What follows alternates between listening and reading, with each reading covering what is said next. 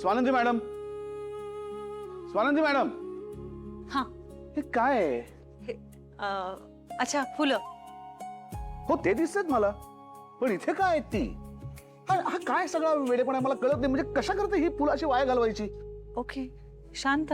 निकिता ताई घेऊन आल्या होत्या, त्याने अंशुमन आणि सुष्मिताची रूम सजवली, त्यानंतर काही फुलं उरली तर त्या आपल्या रूम मध्ये घेऊन आल्या. हे अंशू आणि सुष्मिता लहान आहे तो अजून, त्यांचं ठीक आहे, पण हे आपण असं या म्हणजे.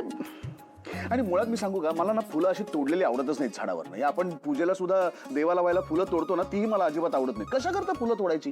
ती किती छान दिसतात तिथे झाडावरती, जगू द्यावं त्यांना तिथे.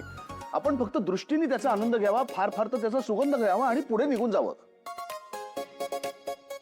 तुम्हाला पटले ना माझं म्हणणं? हो पूर्णपणे पटलेलं आहे, पण आता काय आहे, ती झाडावरून तुटलेली आहेत की नाही, आता जोडू नाही शकत परत. मग तुम्ही म्हणाला तसा छान सुगंध घेऊया की त्याचा, राहू दे त्यांना इथे खोलीत.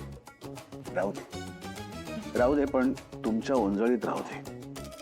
तुम्ही त्या फुलांकडे बघा आणि त्याचा सुगंध असा तुमच्या श्वासात भरून घ्या. द्या.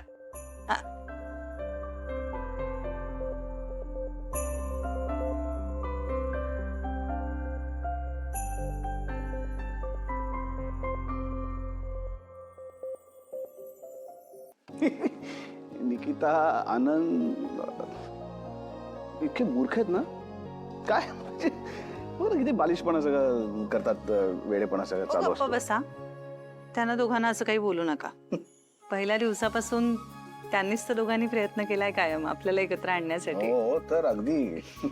बापरे, कसे होतो ना आपण, म्हणजे ज्या परिस्थितीत आपलं लग्न झालं तेव्हा आपण कसा विचार करायचो एकमेकांबद्दल, केवढे भांडायचो ना आपण. म्हणजे काय, अहो तुम्ही मोर्चा घेऊन माझ्या ऑफिस मध्ये आला होता, आठवतंय का?